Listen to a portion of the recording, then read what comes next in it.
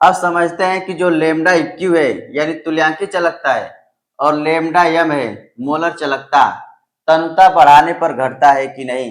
तो एक बात कंफर्म हुई कि जैसे जैसे पानी मिलाते हैं तो के का मान घटता जाता है। तो के का मान तो घटता जाता है लेकिन आयतन बढ़ता जाता है। अगर हम पानी मिलाते जाएं किसी विद्युत अपघटनीय पदार्थ में तो विशिष्ट चालकता का मान तो घटता है लेकिन बहुत ही तेजी के साथ आयतन बढ़ता जाता है। जितना ज्यादा पानी मिलाते जाएंगे आयतन बढ़ेगा, आयतन बढ़ेगा। तो के का मान थोड़ा थोड़ा घट रहा है और भी आयतन का मान बहुत तेजी से बढ़ रहा है। तो अगर दोनों का गुणनफल देखें के गुणे बी तो टोटल मिला करके बढ़ेगा। मतलब जैसे इसका मान घट रहा है, जैसे यहाँ पे लिख देते हैं 8 से 7 हुआ, 6 हुआ, 5 हुआ, मान लेते हैं के का मान। और भी का मान जो है बढ़ रहा है, इसका मान मान लेते हैं 8 है। 8 से क्या हुआ, 10 हुआ, 15 हुआ, 50 हुआ, बहुत तेजी के साथ बढ़ रहा है।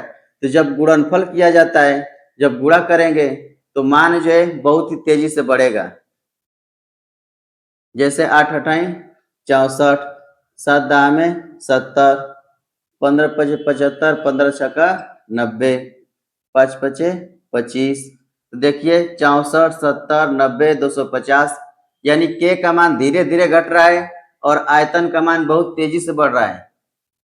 इन दोनों का गुणनफल भी हमेशा जो है बड़ा ही होगा, बढ़ेगा। इसका मतलब हम ये कह सकते हैं कि जैसे जैसे पानी की मात्रा मिलाते जाते हैं, तनुता को बढ़ाते जाते हैं, तो के गुणे भी पूरा मान जो बढ़ता जाता है।